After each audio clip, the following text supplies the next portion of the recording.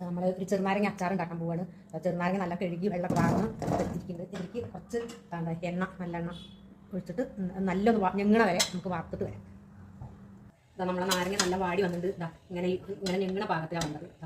എടുത്ത് നോക്കിയാൽ അങ്ങനെ ഞെങ്ങണം ദൈവ പാകത്തിലാണ്. ഇതിൻ്റെ മുകളിൽ ഇത് കാപ്പുകളൊക്കെ ഒന്ന് നല്ല തുണി കൊണ്ട് തുടച്ചിട്ടും ഒരു 8 കഷ്ണാക്കി നോക്കിയിട്ട് വരാം. ഇതാ നമ്മളെ നാരങ്ങ ഒരു നാരങ്ങ 8 കഷ്ണമായിട്ട് മുറിച്ച് ശരിയാക്കിയിട്ടുണ്ട്. ഇനി ഇതിലേക്കുള്ള പൊടികൾ ഇട്ട് നമുക്ക് മുളക് പൊടി,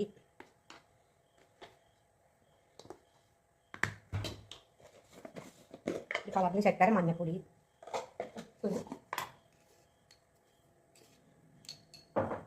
ഇത് ഉലുവയും കായും വറുത്ത് പൊടിച്ചതാണ്. നല്ലൊന്ന് മിക്സാക്കി ശരിയാക്കിയിട്ട് വരാം നമുക്ക്. നമ്മളെ പൊടികളൊക്കെ മിക്സാക്കി ഇതാ നാരങ്ങ അച്ചാർ. ഇത് നല്ലെണ്ണ ചൂടാക്കിയിട്ട് ഒഴിച്ചു കൊടുക്കുക.